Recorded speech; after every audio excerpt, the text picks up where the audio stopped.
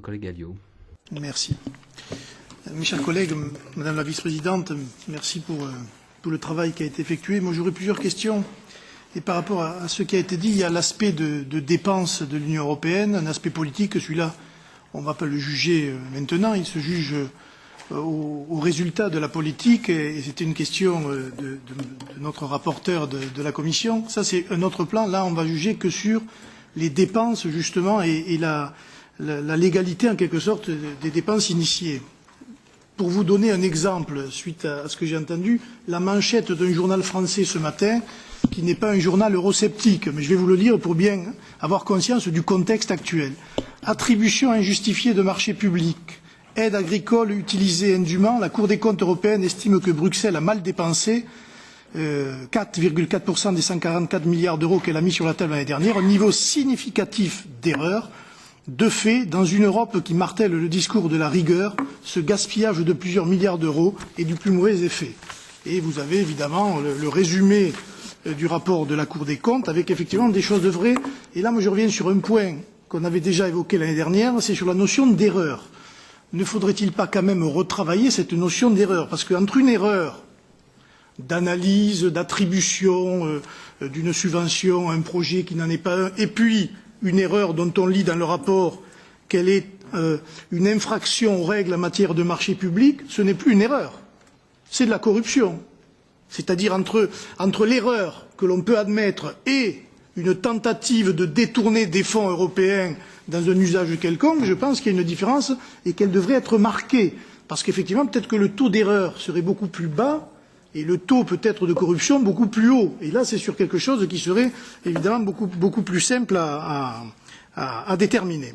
Mais sur ce taux d'erreur et sur tout ce qu'on peut voir dans cette politique européenne, il faudrait aussi, si je puis me permettre, ce qui laisse d'ailleurs à penser, le président de la Cour des comptes parle, lui, d'une approche, si nous avions une approche beaucoup plus flexible, on pourrait en partie résoudre certains problèmes. Et ce qui me fait dire à moi qu'on est plus proche aujourd'hui avec cette Union européenne, ça c'est mon opinion, du Gosplan soviétique que du principe de subsidiarité qui a été l'un des principes fondateurs de l'Union européenne dès l'origine. Ça c'est notre problème philosophique. Mais sur la Commission elle-même, moi c'est ma seule question que j'aimerais vous poser. Que comptez-vous faire? Et là je vais sortir un rapport qui est sorti d'une organisation qui a fait un audit sur les anciens commissaires qui ont siégé dans la commission Barroso. Un tiers de ces commissaires-là travaillent pour des sociétés multinationales commerciales étrangères. Sur ces 9, il y en a 2, l'une qui était commissaire à l'environnement, que l'on retrouve dans une société agrochimique. On peut se demander s'il n'y a pas là un conflit d'intérêts, ce qui pourtant devrait être interdit, et le deuxième, qui était un des négociateurs du traité transatlantique, et qu'on retrouve aujourd'hui dans diverses sociétés financières qui ont trait justement ou qui pourraient de même bénéficier des facilités de ce traité transatlantique.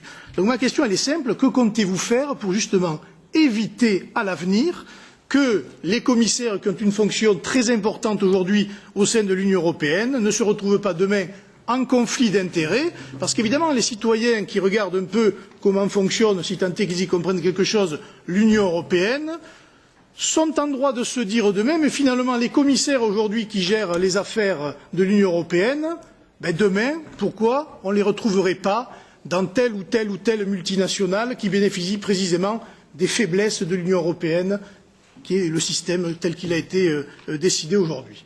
Merci.